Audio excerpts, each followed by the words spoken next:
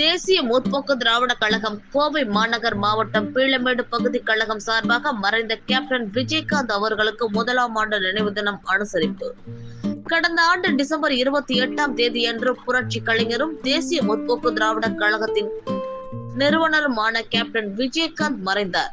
அவர் மறைந்து ஓராண்டு காலம் நிறைவு பெற்றதை முன்னிட்டு 1ஆம் ஆண்டு நினைவு அஞ்சலி நிகழ்ச்சிகள் தமிழகம் தோறும் நடைபெற்று வருகின்றது. இதன் ஒரு பகுதியாக தேசிய முற்போக்கு திராவிடர் கழகம் கோவை மாநகர் மாவட்டம் பீளமேடு பகுதி கழகத்தின் ஆணைக்கிணங்க 28வது வட்ட கழகம் ஆவாரப்பாளையம் பகுதியில் கேப்டன் அவர்களின் 1ஆம் ஆண்டு நினைவஞ்சலி மற்றும் பொதுமக்களுக்கு அன்னதானம் வழங்கும் நிகழ்ச்சியில் வட்ட செயலாளர் எல் சங்கர் கணேஷ் தலைமையில் நடைபெற்றது.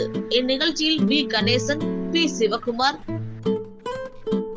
கார்பம்ஸ் முருகேசன், ஆட்டோ சண்முகம், ஆட்டோ பிரகாஷ், கிருஷ்ணன், குணா, மதுரை முருகேசன், பாண்டியன், செந்தில்குமார், ரஜினி, அரந்தை சுந்தர், திலீப், இளங்கோ நகர், கண்ணன், ஆறுமுகம் மற்றும் கழக தொண்டர்கள், பொதுமக்கள் என ஏராளமானோர் கலந்து கொண்டு விஜயகாந்த் உருவப்படத்திற்கு அஞ்சலி செலுத்தினர்.